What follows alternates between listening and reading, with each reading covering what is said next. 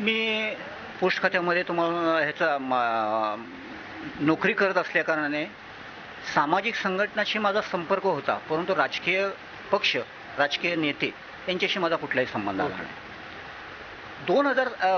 1999 सालामध्ये मी रिव्हर्शन घेतलं आणि मुंबईमध्ये पोस्टिंग करून घेतली. त्याच वेळेस मुंबई शहरामध्ये पावसाने एवढं तुम्हाला सांगतो धुमाकूळ घातला की त्याच वेळेस जे प्रेरणास्थान आहे, पवित्र स्थान आहे चैत्यभूमी, त्याची संरक्षण भिंत पडलेली होती. आणि शेवटी एक आंबेडकरांनो म्हणून एक रक्त म्हणून मला ते राहवलं नाही, तुम्हाला सांगतो मी. कारण चैत्यभूमीचा गोल घुमट आहे, हा सगळ्या पाण्याने गळतो आहे. आजूबाजूला ती संरक्षण भिंत पडले, पाणी आतमध्ये येते, जागा नाही आहे लोकांना बसायला. मी 12 जून 2001ला लोकसभा, राज्यसभा, विधानसभा, विधान परिषद त्यांच्या अध्यक्षांना मी पत्र लिहिलं आणि सांगितलं की चैत्यभूमीची ही दुरावस्था झालेली आहे, चैत्यभूमीची पुनर्बांधणी झालेली नाही. 6,650 चौरस मीटर चैत्यभूमीची कुठल्याही प्रकारचे सुशोभीकरण केले गेले नाही. तर तुम्ही तामिळनाडूचे मुख्यमंत्री MG रामचंद्रन यांची जसे मरीना बीचवरती स्मारक आहे, तसं बाबासाहेबांची चैत्यभूमी ही दादर चौपाटी रिक्लेमेशन करून भराव टाकून बाबासाहेबांची चैत्यभूमी ही समुद्रात निर्माण करा, ही मी 12 जून 2001ला मी मागणी केली. त्या मागणीची दखल घेऊन लोकसभा, राज्यसभा, विधानसभा, विधान परिषद या सगळ्यांनीच माझी दखल घेतली आणि जून 2002ला मला एक पत्र दिलं की आपल्या 12 जून 2001च्या पत्राची आम्ही दखल घेतलेली आहे आणि ऑक्टोबर 2002 सालापासून चैत्यभूमीची पुनर्निर्मिती करण्याचं काम करण्यासाठी शशीप्रभूंना नियुक्त केलेलं आणि ऑक्टोबर 2002 पासून चैत्यभूमीचं पुनर्विकासाचं काम सुरू होणार आहे. आज जे चैत्यभूमीचं पुनर्विकास दिसतो आहे, तर इथे मी नम्रपणे नमूद करतो की 12 जून 2001चं पत्र माझं आहे आणि त्याच्यामुळे झालेलं आहे. नक्कीच, त्याच्यासाठी आम्ही तुमचे शतशः आभारी आहोत की अशा पद्धतीने ज्या वेळेला आपण पाठपुरावा करतो, कसं आहे की कुठेतरी फॉलोअप घेणं देखील गरजेचं असतं आणि फॉलोअप घेताना त्याच्याबद्दलची असलेली प्रामाणिक भावना, त्याच्याबद्दलची असलेली तळमळ ही साहेब तुमच्यामध्ये आम्हाला दिसत आहे. आम्ही रस्त्यावर लढणारे तरुण आहोत, आम्ही रस्त्यावरती आंदोलनं करणारे तरुण आहोत, आम्ही जनसंपर्क जोडणारे तरुण आहोत. पण कुठेतरी आम्हाला ही देखील चळवळ उभी करावी लागेल की एखादं आंदोलन उभं केल्याच्या नंतर किंवा एखाद्या गोष्टीचा आम्ही लेखाजोखा मागितल्याच्या नंतर त्याला कन्सिस्टंटली फॉलोअप करणं ही प्रत्येकाचीच जबाबदारी असते. एखादं विहार बांधायचं झालं, एखाद्या गोष्टी जर का आपल्याला निर्माण करायची झाली तर त्याच्यासाठी आपण लढा उभारतो. पण लढा उभारत असताना त्याच्याबद्दलचं असलेले दस्तऐवज, त्याच्याबद्दलचे असलेले सगळे डॉक्युमेंट्स हे आपल्यासोबत असणे आणि त्याचा पाठपुरावा कन्सिस्टन्सली शासन आणि प्रशासनासोबत करणं हेही तितकंच महत्त्वाचं आहे, हे आम्हाला या माध्यमातून दिसून येतं. साहेब, कार्यक्रम पुढे घेऊन जात असताना मला तुम्हाला या ठिकाणी दुसरी एक गोष्ट विचारायची आहे की ज्याप्रमाणे चैत्यभूमीसाठी तुम्ही पाठपुरावा केलात, चैत्यभूमीचं सुशोभीकरण झालं. आज चैत्यभूमीवरती बऱ्याच ठिकाणी आपले रोजगारासाठी का होईना पण बाबासाहेबांच्या विचारांचं साहित्य त्या ठिकाणी विकलं जातं आणि आपला बहुसंख्य समाज हा त्या ठिकाणी ते साहित्य विकत घेतो. एक खदखद व्यक्त करतो. दिनांक 14 एप्रिल 2016 डॉक्टर बाबासाहेब आंबेडकरांची 125वी जयंती आपण प्रत्येकाने सेलिब्रेट केली आणि हे करत असताना आपल्या देशातील मोठे मोठे मान्यवर त्या ठिकाणी येणार होते आणि आम्हीही त्या ठिकाणी अशाच पद्धतीने पुस्तकं विक्री म्हणजे पुस्तकं घेण्यासाठी गेलो होतो. पण त्या ठिकाणी आम्हाला स्टॉल्स दिसले नाही, पुस्तकांचे स्टॉल्स दिसले नाही. हे हटवण्यासाठी सरकारने त्या ठिकाणी पोलीस प्रशासनाला असू दे किंवा प्रशासन व्यवस्थेला सांगितलं होतं. बाबासाहेबांच्या चैत्यभूमीच्या बाहेर मिळणारा एकमेव गोड प्रसाद म्हणजे आम्हाला आमची पुस्तकं आहेत. कारण का त्याच्यातून आम्हाला प्रेरणा भेटते, त्याच्यातून आम्हाला आमचं वास्तव दिसतं, त्याच्यातून आम्हाला आमचा आरसा दिसतो, त्याच्यातून आम्हाला चळवळ करते, त्याच्यातून आम्हाला तुमच्यासारख्यांचा किंवा गेल्या 60 वर्षामध्ये ज्या ज्या कार्यकर्त्यांनी बाबासाहेबांच्या चळवळीसाठी जीव दिलेला आहे, प्राण दिलेला आहे आणि बाबासाहेबांची चळवळ ही पुस्तकरूपी मजबूत केलेली आहे, अशी पुस्तकं त्या ठिकाणी ह्या दिवशी तरी असावीत असं आमचं मत होतं. हे त्या दिवशी त्या ठिकाणी झालं नाही.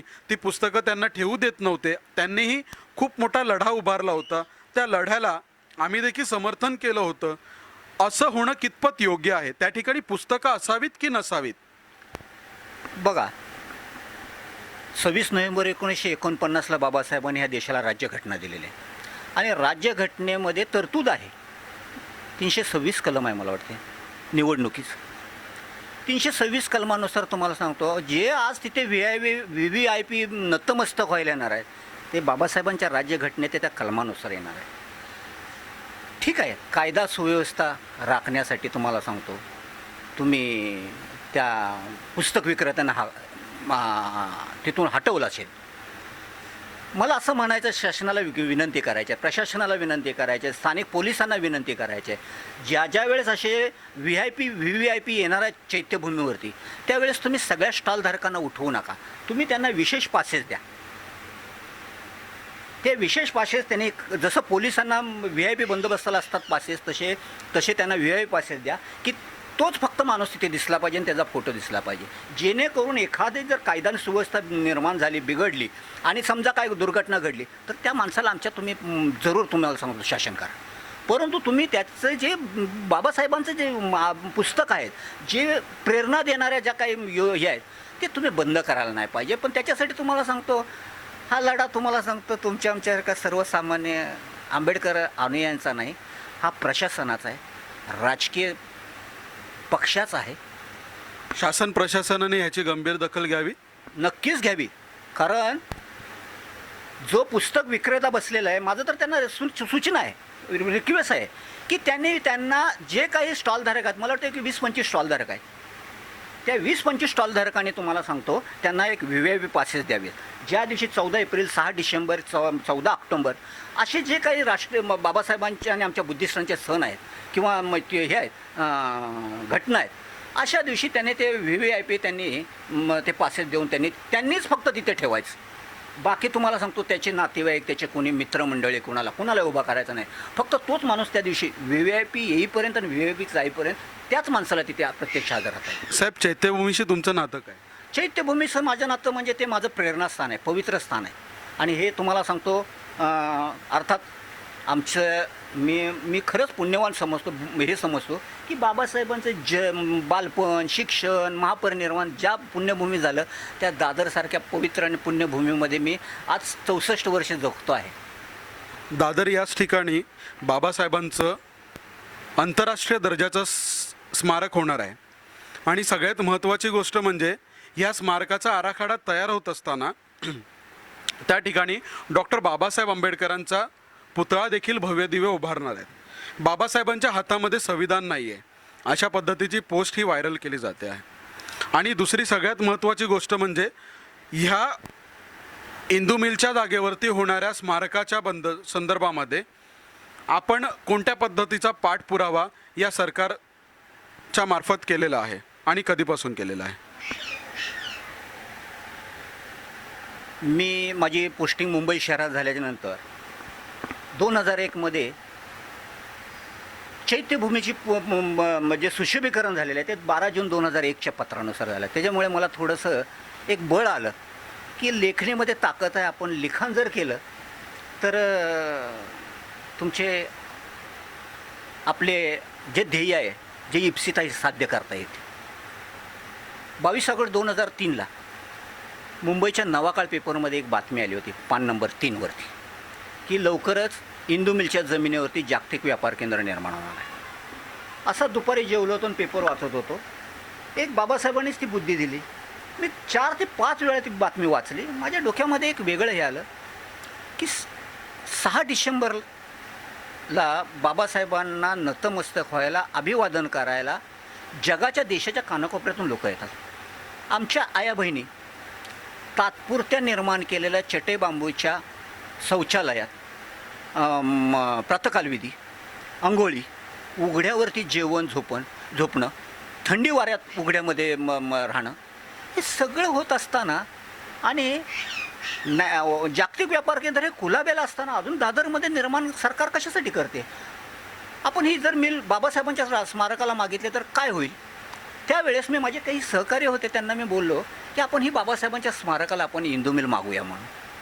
काही लोकांनी माझी टिंगलटवाळकी केली, हेटाळणी केली. काय म्हणाले, मूर्ख आहे, इंदू मिल मिळेल का तुम्हाला? कशाला तुम्ही हे काय तरी, बाबा त्याला काय करायचं ते करू दे. मला नाही बसू वाटलं. मी तुम्हाला सांगतो 22 ऑगस्ट 3 पासून एक 8 दिवस माझ्या हे डोक्यात विचार करायचा. शेवटी मी तुम्हाला सांगतो एक पत्र तयार केलं.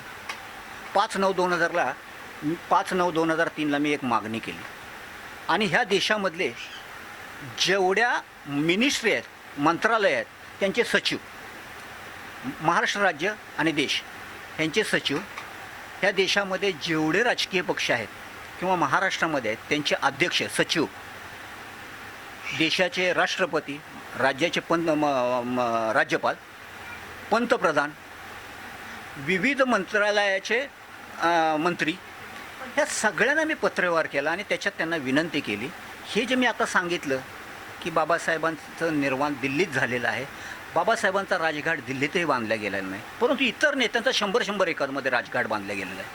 तर तुम्ही ते बांधला गेलेला आहे.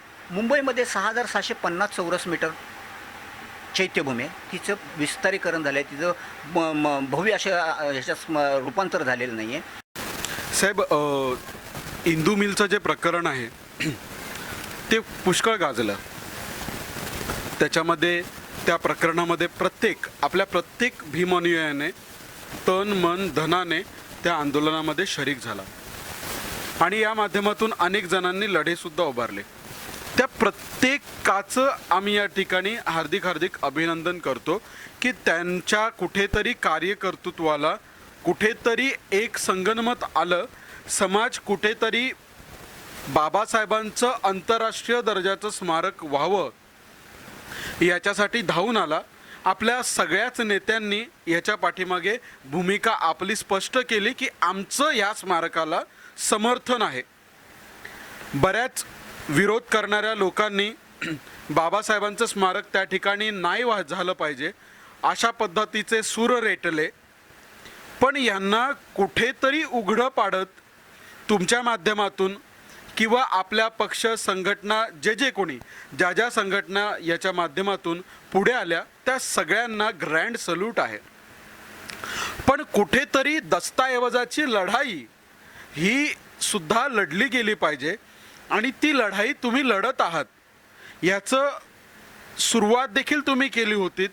तुमच्या मागणीला सुरुवातीला तुम्हाला अनेक अशी उत्तरं भेटली की ज्याच्यातून कशाला तुम्ही करताय, हे होणारच नाही, असं करून फायदाच नाही, अशा पद्धतीची तुम्हाला उत्तरं भेटली. पण तरीसुद्धा तुम्ही तुमचा जो लढा आहे हा कायम ठेवलात. साहेब, आज तुम्ही ह्या प्रबुद्ध चॅनलच्या माध्यमातून आज आम्हाला दिसतायत की जवळजवळ एखादं बायबल होईल एवढं दस्तऐवज किंवा एवढं डॉक्युमेंटेशन हे तुम्ही करून ठेवलेलं आहे. हे पेपरचे कटिंग्सच बोलत आहेत की तुमचा प्रामाणिकपणा याच्या माध्यमातून किती लोकांच्या समोर आलेला आहे. हे सगळे दस्तऐवज हे आज समाजाने खऱ्या अर्थाने वाचले पाहिजेत, हे समाजासमोर गेले पाहिजेत. आणि हा जो लढा आहे हा कायद्याने संविधानाच्या बंधनामध्ये राहून आज तुम्ही सरकारला ते करण्यासाठी भाग पाडलेला आहे. ह्याच्यामध्ये प्रत्येकाचंच योगदान आहे. पण दस्तऐवज तुम्ही साहेब जी काही नोकरीच्या माध्यमातून आज आम्ही ज्यावेळेला कार्यक्रम सुरू करत होतो त्याच वेळेला आम्ही म्हणालो एक पोस्ट मास्तर ते डॉक्टर बाबासाहेब आंबेडकरांचा कार्यकर्ता ही भूमिका बजवत असताना तुम्हाला तुमच्या नोकरीचा त्याच्यानंतर प्रत्येक गोष्टीचा हा तुम्हाला लेखाजोखा होता. प्रत्येक ठिकाणी अप अँड डाऊन्स होते. या सगळ्याला झगडत तुम्ही प्रत्येक नेत्याला प्रत्येक म्हणजे जे सत्तेमध्ये आहेत त्यांच्याशी तुम्ही संपर्क साधला, तुम्ही मुख्यमंत्र्यांशी संपर्क साधला, तुम्ही अगदी प्रधानमंत्र्यांपर्यंत तुमचे लेटर्स पाठवले, तर हा लढा नेमका कशा पद्धतीने उभारलात आणि एवढं सगळं दस्तऐवज तुमच्याकडे कसं काय तुम्ही जमवून ठेवलं? मी ज्यावेळेस 5/9/2003ला मागणी केली, त्याच्यानंतर माझ्या मागणीची सर्वांनीच दखल घेतली. त्या सर्वांचा मी आभारी आहे. राजकीय क्षेत्रामध्ये माझ्या पत्राची जर पहिली दखल घेतली नाही, मला जर कोणी मदत केली असेल, ते दिवंगत माननीय VP सिंग साहेबांनी घेतली. त्याच्यानंतर गोपाळ दोखंडे साहेब आणि विद्याताई चव्हाण यांनी मला मुंबईमध्ये माझ्या पत्राची दखल घेतल्यानंतर मला नेहमी VP सिंग राजभवनावर बोलवायचे. माझ्यावर VP सिंग काही वेळेस रागवायचे देखील, पण ते देशाचे माजी पंतप्रधान होते. ते मला नेहमी म्हणायचे की मी पंतप्रधान असताना हा तुम्ही इश्यू का आणलेला नाही. परंतु त्यावेळेस हा इश्यू डोक्यातच आला नव्हता किंवा इंदू मिल कुणाच्या ध्यानीमनी पण नव्हती.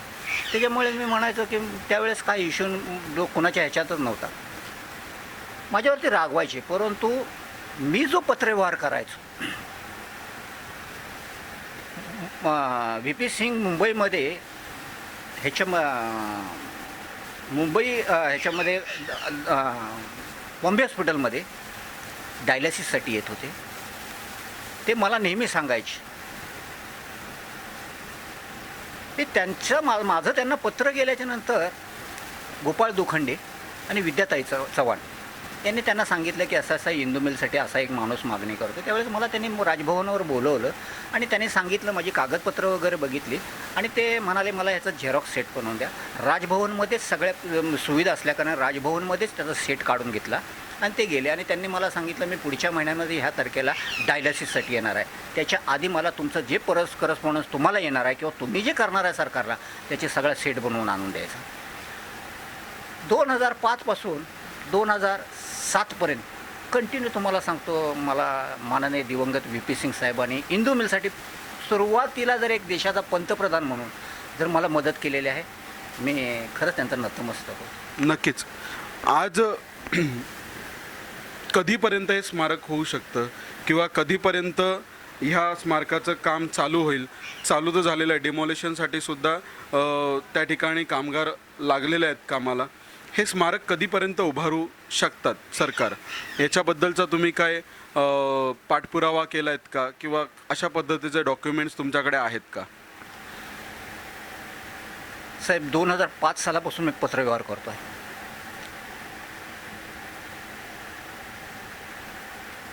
15 मार्च 2005ला ही बाबासाहेबांच्या स्मारकाला जमीन देता येणार नाही असं मला केंद्राने पत्र दिलं. विशेषतः तत्कालीन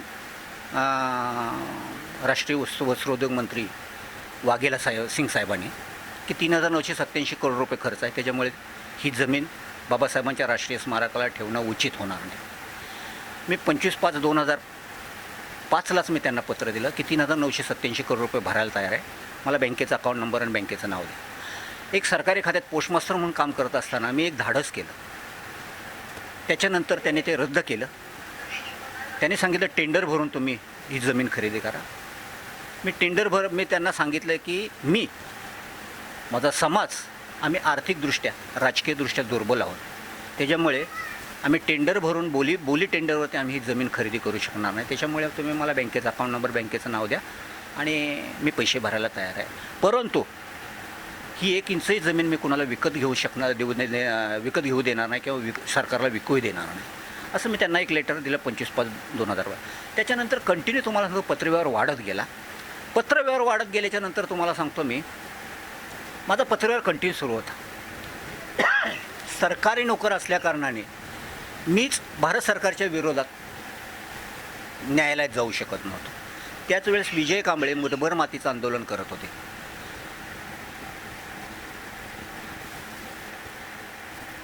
रिटायर्ड झालेले आता एक चीफ सेक्रेटरी आहेत, त्यांनी मला बोलवलं आणि त्यांनी सांगितलं की तुम्ही प्रशासनाची लढाई पूर्ण जिंकलेला आहे, थोडा ह्याला राजकीय कलर द्या. म्हणून मी विजय कांबळे साहेबांकडे मी अप्रोच झालो. विजय कांबळे साहेबांना मी सांगितलं मी इंदू मिलसाठी मागणी करतो आहे. त्यांनी थोडंसं आर्थिक आणि शारीरिक राजकीय ताकद वापरून 2005पासून 2007पासून 2011पर्यंत इंदू मिलचा जो प्रश्न होता तो जिवंत ठेवला. 2011ला आनंदराज आंबेडकरांनी ताबा घेतला. 6 डिसेंबर 2011ला ताबा घेतला. 20 डिसेंबर 2011ला महाराष्ट्र राज्याच्या विधानसभेमध्ये एक ठराव मंजूर करण्यात आला. तत्कालीन मुख्यमंत्री पृथ्वीराज चव्हाण साहेबांनी एक ठराव मंजूर केला की केंद्र शासनाने ही जमीन बाबासाहेबांच्या स्मारकाला राखीव ठेवावी. राज्य शासन स्वखर्चाने बाबासाहेबांचं आंतरराष्ट्रीय स्मारक निर्माण करेल. हा ठराव 20/11/2011ला केला. 20/12/2011ला 31 डिसेंबर 2011ला तत्कालीन देशाचे पंतप्रधान मनमोहन सिंग साहेबांनी त्याला मंजुरी दिली. त्याच्यानंतर 2013ला डॉक्टर भीमराव रामजी आंबेडकर राष्ट्रीय स्मारक बिल क्रमांक 5 केंद्र सरकारने तयार केलं. परंतु त्याच्यामध्ये त्या बिलामध्ये असं म्हटलं होतं की हे बिल सभागृहात मांडून त्या बिलाचं कायद्यात रूपांतर करायचं. 2013मध्ये तत्कालीन केंद्रात आणि राज्यात काँग्रेसचं सरकार असताना देखील हे बिल केंद्रात सभागृहात मांडलं गेलं नाही. त्याच्यानंतर मी वारंवार पत्रव्यवहार करत राहिलो केंद्र सरकारला, लोकसभेला, राज्यसभेला की हे बिल मांडा, परंतु त्यांनी हे बिल मांडलं नाही आणि त्या बिलाचं कायद्यात रूपांतर झालं नाही. मार्च 2014ला नवीन सरकार इलेक्शन आलं. इलेक्शनमध्ये तुम्हाला नवीन सरकार नियुक्त झालं. त्याचे पंतप्रधान माननीय नरेंद्र मोदीजी झाले 26 मे 2014ला. आज बरोबर 1 वर्ष झालेलं आहे नरेंद्र मोदी साहेबांनी देशाचे पंतप्रधान म्हणून घेतले. त्यांना सतत पत्रव्यवहार करायचो. त्यांनी माझ्या पत्रव्यवहाराची दखल घेतली आणि 5 एप्रिल 2015ला त्यांनी देशाचे अटर्नी जनरल यांचा कायदेशीर सल्ला घेऊन ही जमीन बाबासाहेबांच्या राष्ट्रीय स्मारकाला राखीव ठेवायला हरकत नाही असं देशाच्या अटर्नी जनरलचा सल्ला घेतला आणि 5 एप्रिल 2015ला 3 सदस्यीय त्यांनी करार केला. भारत सरकार, महाराष्ट्र शासन आणि NTC. त्या कराराची कॉपी देखील मला त्यांनी पाठवली.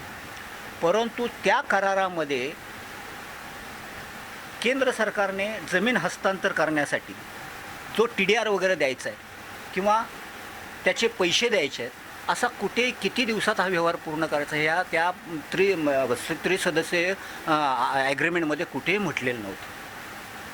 त्याच्यामुळे मी त्यांना पॉईंट आऊट करून दिलं नरेंद्र मोदींना की तुम्ही टाईम बॉन्ड कुठे कंडिशन दिलंच नाही. महाराष्ट्र शासनाने किती पैसे द्यायचे, किती दिवसात ते पूर्ण करायचा, किती दिवसात, असं कुठंही दिलं नाही. तर हा एक प्रकारे दिशाभूल आहे असं मी त्यांना पत्र दिलं पंतप्रधान. त्याच्यानंतर त्यांनी तुम्हाला सांगतो मला पत्र पाठवलं. त्यांनी उच्च स्तरावरती आदेश देऊन ते कार्यक्रम म्हणजे त्रिसदस्यीय कमिटीमधले व्यवहार लवकर पूर्ण करा असं त्यांनी आदेश दिले. 11 ऑक्टोबर 2015ला नरेंद्र मोदी साहेब, माननीय देवेंद्र फडणवीस महाराष्ट्राचे राज्याचे मुख्यमंत्री आणि इतर संबंधित खात्यातले जे अधिकारी, कर्मचारी किंवा तुम्हाला मंत्री, त्यांनी तुम्हाला सांगतो 11 ऑक्टोबर 2015ला इंदू मिलच्या जमिनीवरती भूमिपूजन केलं. टाइम्स ऑफ इंडियाचे लोक आज जसे तुम्ही माझ्याकडे आलात आणि मला इंदू मिलबद्दल विचारलं तसं टाइम्स ऑफ इंडियाचे काही लोक माझ्याकडे आले, विविध चॅनलची लोक आली. त्यांनी मला विचारलं की काका तुम्ही एवढे इंदू मिलची मागणी पाठपुरावा करतात, तुम्हाला शासनाने भूमिपूजनासाठी आमंत्रण दिलेलं आहे. मी म्हटलं मला काय आमंत्रण दिलेलं नाही. त्याच वेळेस तुम्हाला सांगतो जे मला 2007 सालापासून कम्युनिस्ट पार्टी ऑफ इंडियाचे खासदार आहेत, 17 खासदार आहेत दिल्लीमध्ये. त्याच्यामध्ये सीताराम येचुरी, वासुदेव आचार्य, तुमचे MB राजेश आणि तपन सेन आणि मुंबईमधले जे शैलेंद्र कांबळे म्हणून आहेत ते कम्युनिस्ट पक्षाचे आहेत. मला त्या पक्षाशी काही संबंध नाही आहे, परंतु शैलेंद्र कांबळे एक आंबेडकर अनुयायी म्हणून मला 2007 सालापासून मदत करत आहेत. त्या शैलेंद्र कांबळे आणि ह्यांनी तुम्हाला सांगतो मला ही जमिनीसाठी जे काय मदत करता येईल केंद्रामधून, कारण हा इंदू मिलचा प्रश्न हा केंद्राशी संलग्न आहे, महाराष्ट्र शासनाशी संलग्न आहे. त्यांनी तुम्हाला सांगतो तिथे 17 लोकांनी तुम्हाला सांगतो त्या खासदारांनी, वासुदेव आचार्य त्यांनी तुम्हाला सांगतो त्यांनी तिथे हाऊसमध्ये प्रश्न आणणे, त्याच्यावरती चर्चा घडून आणणे, हे सीताराम येचुरी वगैरे ह्यांनी तुम्हाला सांगतो मला मदत केलेली आहे. आता ते कुठल्या पक्षाचे खासदार आहेत किंवा काय मला काय घेणं नाही, पण तो एक लोकप्रतिनिधी आहे म्हणून मी त्यांच्याकडे जात होतो.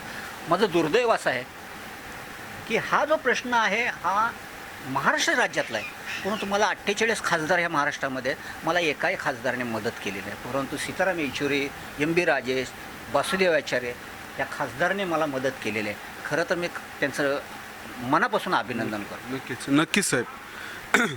बऱ्याच जणांनी तुम्हाला मदत केलेली आहे, कारण का एवढं सगळं दस्तऐवज जमा करणं आणि एवढं सगळं बायबल रूपी किंवा आज जे काही आहे संपूर्ण जे दस्तऐवज आहे हे आज जमा करून ठेवणं हे फार जोखमीचं काम आहे. आणि मी बघतोय या ठिकाणी जवळजवळ हे समाजाने पाहावं ह्या कसा पत्रव्यवहार आहे, हा किती पद्धतीचा पत्रव्यवहार आहे. आणि हा संपूर्ण पत्रव्यवहार हा भंडारे साहेबांनी या ठिकाणी केलेला आहे. नक्कीच साहेब, इंदू मिलवरती ज्या वेळेला बाबासाहेबांचं राष्ट्रीय स्मारक होईल त्यामध्ये एक बाबासाहेब आंबेडकरांचा कार्यकर्ता म्हणून तुमची त्या ठिकाणी असलेलं योगदान आहे ते आम्ही तरुण तरी नाही विसरणार. भले भारत सरकार विसरू दे, भले समाज विसरू दे, पण एक सच्चा बाबासाहेबांचा कार्यकर्ता, एक सच्चा बाबासाहेब आंबेडकरांच्या विचारांना अधीन झालेला कार्यकर्ता, एक सच्चा अनुयायी हा कधीच विसरणार नाही.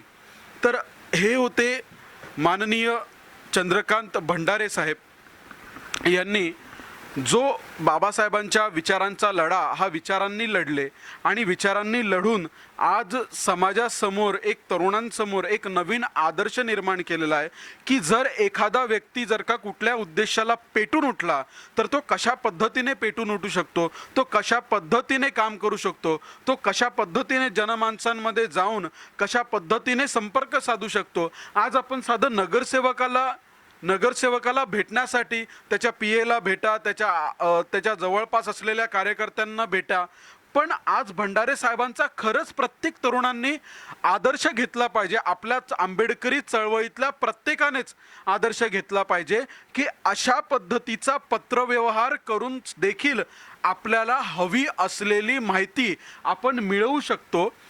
आज भंडारे साहेब तुम्ही आमच्यासाठी आदर्शच नव्हे तर कुठेतरी आम्हाला असं वाटत आहे की मी माझ्या सोबतच्या असलेल्या चळवळीतल्या समवयाच्या माणसाशी संपर्क करतोय, त्यांच्याशी चर्चा करतोय. आज हे वय आणि तुमचं वय हे आम्हाला एक वाटतंय. हे खरंच बांधवांनो ही फार मोठी अशी गोष्ट आहे की डॉक्टर बाबासाहेब आंबेडकरांचे असे असंख्य कार्यकर्ते या समाजामध्ये आहेत आणि ते असंख्य कार्यकर्ते अशा पद्धतीचं काम करत आहेत, बाबासाहेबांच्या विचारांना प्रमाण मानून काम करत आहेत. खरंच ह्या बाबासाहेबांच्या कार्यकर्त्यांना ग्रँड सल्यूट आहे. आज प्रबुद्ध भारत यूट्यूब चॅनल, प्रशिक कला मंच असू दे, लोकसत्ताक संघटना असू दे, लोकशाही नायक साप्ताहिक असू दे, या सगळ्यांच्या वतीने साहेब तुम्हाला आम्ही या ठिकाणी ग्रँड सल्यूट आणि क्रांतिकारी जयभीम करतो साहेब. कारण का हा एवढा जो लढा आहे, तुम्ही जो लढा लढलेला आहात आणि सगळ्यात मोठी गोष्ट म्हणजे हा जो दस्तऐवजाचा लढा आहे हा अतिशय महत्त्वाचा लढा होता जो तुम्ही लढला. मला असं वाटतं की अशा पद्धतीचे डॉक्युमेंट हे आमच्याकडे सुद्धा येणाऱ्या काळामध्ये आम्ही सुद्धा जमा केले पाहिजेत. बाबासाहेबांना अपेक्षित असलेले कार्यकर्ते हे नेमके असेच असले पाहिजेत. ते ध्येय वेडे असले पाहिजेत, ते वेडे असले पाहिजेत, ते त्यागाने समर्पित असले पाहिजेत. आणि हे त्यागाने समर्पित असलेले कार्यकर्तेच पुढे जाऊन डॉक्टर बाबासाहेब आंबेडकरांची चळवळ हे निस्वार्थीपणे चालवू शकतात. आणि निस्वार्थी कार्यकर्ता खऱ्या अर्थाने बाबासाहेब आंबेडकरांची चळवळ निस्वार्थीपणे चालवू शकतो. एवढंच या ठिकाणी नमूद करू इच्छितो. आणि शेवटी जाता जाता साहेब तुम्हाला विचारतो, स्मारक कधी पाहायला भेटेल?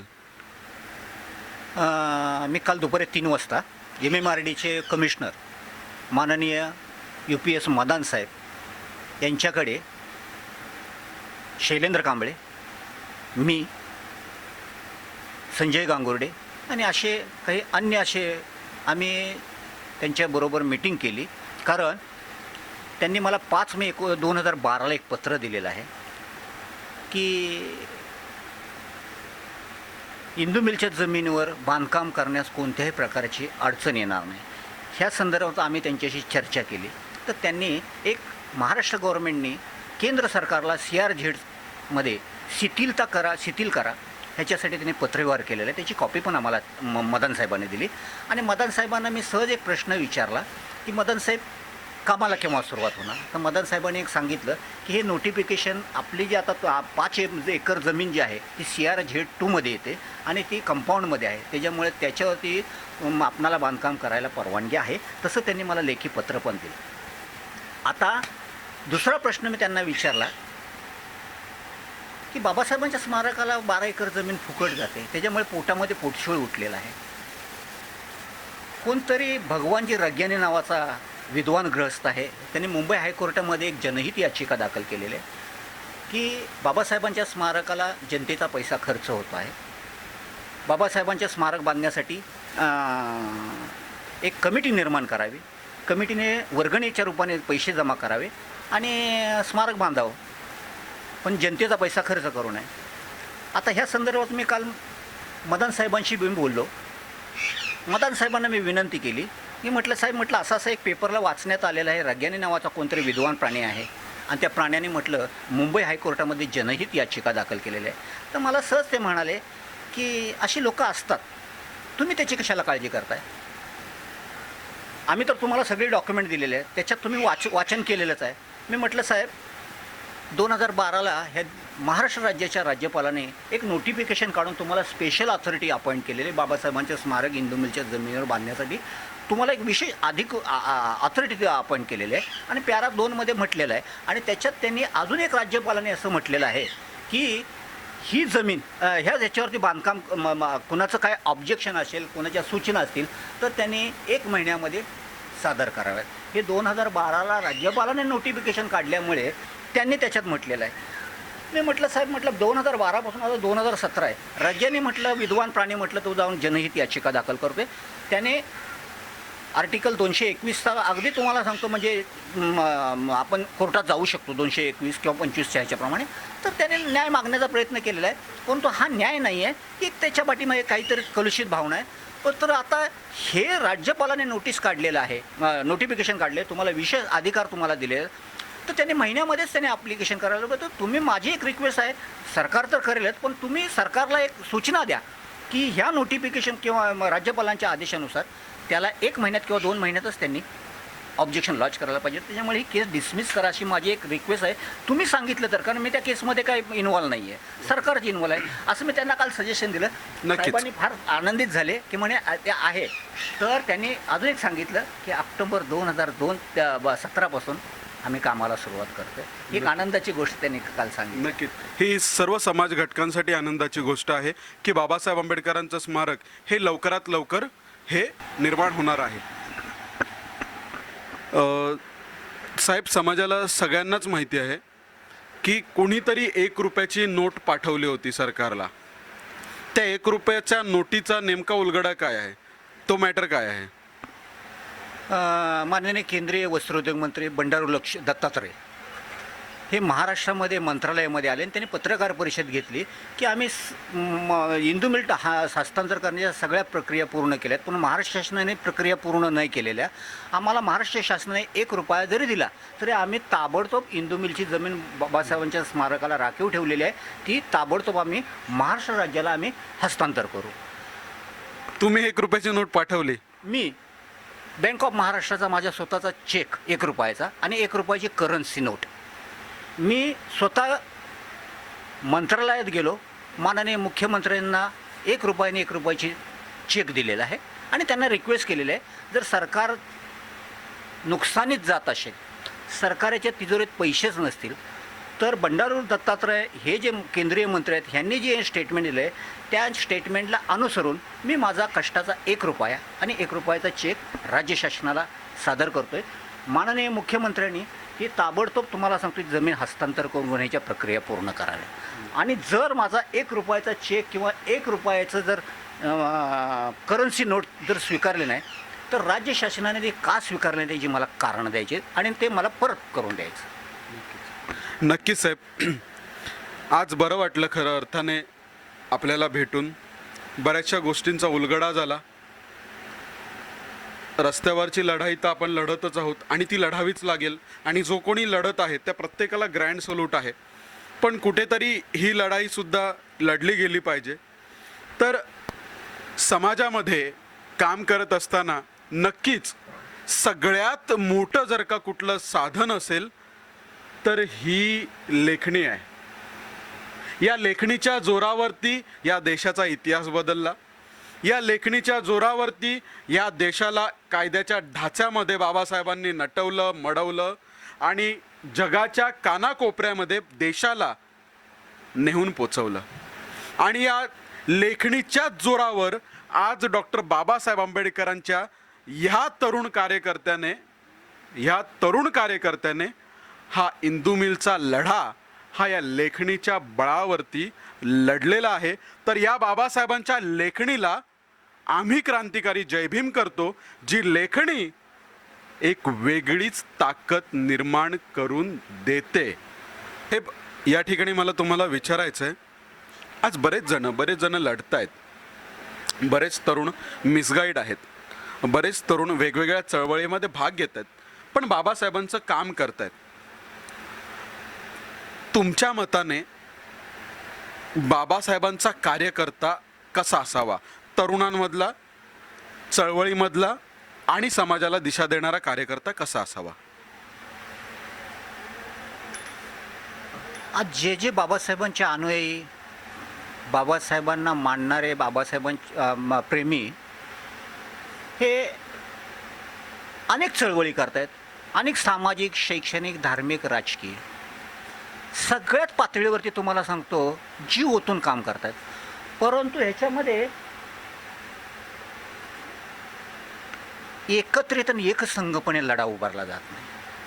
आणि आज जे काय मिळवलं जातं आहे, मग ते सामाजिक, शैक्षणिक, धार्मिक, राजकीय ह्याच्यामध्ये जे काय मिळवलं जातं आहे ते कमी प्रमाणात मिळते.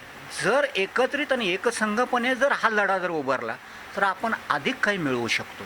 परंतु एकत्रित हे येणं, बाबासाहेबांनी जे संघटित व्हा सांगितलेलं आहे, हे संघटित व्हा हा एकच मंत्र आत्ता या येणाऱ्या 2019पर्यंत जरी आपण आत्मसात केला, मग ते सामाजिक, शैक्षणिक, धार्मिक आणि राजकीय क्षेत्रातले कुणीही कार्यकर्ते असू द्या, पदाधिकारी असू द्या, तर 2019चा आज जे काय वादळ आहे, घटना बदलणं हा महत्त्वाचा मुद्दा आहे.